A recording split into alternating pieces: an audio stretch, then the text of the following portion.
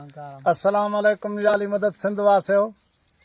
मुझो अर्ज़ आहे हुकूमत सिंध पुलिस जे SB IG DIG उनके मुझी इहा ई अपील आहे त तनवीर साहब बेगुनाह नाजायज़ मुझे अजायो ॻिचे पइजी वियो आहे।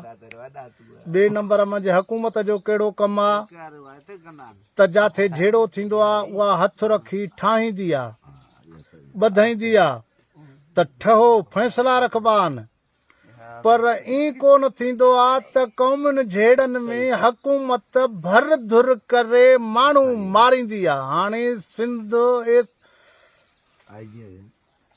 IG खे मुंहिंजो इहो ई अर्ज़ु आहे, ईअं न थींदो आहे। हाणे तनवीर तुनी साहब महरम जो झेड़ो आहे, उन्हनि जी भर धुर करे उन्हनि सां चढ़ी अची माण्हू मारिया अथई ऐं फटी थिया आहिनि। महर अघु लिकल आहे, हाणे न आहिनि लिकल। हिकु अर्ज़ु मुंहिंजो इहो, ॿियो अर्ज़ु मुंहिंजो इहो ई आहे त जे माते ॾोह हुजे हा, को गुनाह हुजे हा, त को नेठि मां बि को लुंडो कोन हुउमि, चङो हुउमि, कंहिं चङी खे चवे हा, कंहिं ॿिए खे चवे हा। SB साहब हूअं मां सां गॾु हूंदो आहे, हूअं मां सां ॻाल्हाईंदो आहे 24 कलाक। तनवीर साहब इन दफ़े मां सां न पिया ॻाल्हायां, चवे हा त इहा ॻाल्हि आहे। अहिड़ी का ॻाल्हि कान्हे, न को मां ॾोह कयो आहे, न का मूंखे ख़बर ई आहे, न का चार ई आहे। ॿियो सिंध जे महरनि साहिबनि खे चङनि खे मुंहिंजो हे आहे त जे कुतो छितो थींदो आहे त उनखे मालिक ॿधंदो आहे। हिन झेड़े में ख़ुदि महर फटी आहे। ऐं ॿिए नंबर मुंहिंजो इहो ई अर्ज़ु आहे तनवीर साहब खे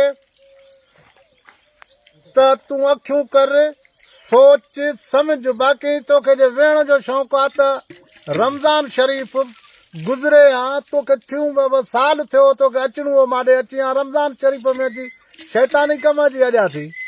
ईअं न कर, कुझु सोच। नेठि मुस्लमाननि जेके मां वटि सटिया थी, मां अहिड़ो न आहियां भाड़ी त मां उन ग़रीबनि खे महिमाननि खे मां विढ़ंदुसि। घुमंदा वतन मुंहिंजा बचा आहिनि, तूं बि बचो आहे, तूं पंहिंजा बचा मार। तोखां ख़ुदा पुछंदो, हे घुमंदा वतन मुंहिंजो 11 तारीख़ सिंध जा राकू आहिनि, सिंध जा बचा आहिनि, मुंहिंजा बचा आहिनि, रहनि पिया, घुमनि पिया। मां कोन विढ़ंदुसि। जे विढ़णो हूंदो त पंहिंजे जाइ ते 2 विखां करे अची विढ़ंदो मां, अहिड़ी का ॻाल्हि न आहे। बाक़ी तूं भाव आहे, सोच सम्झ, बेगुनाह बेॾोह कुझु न कर। ऐं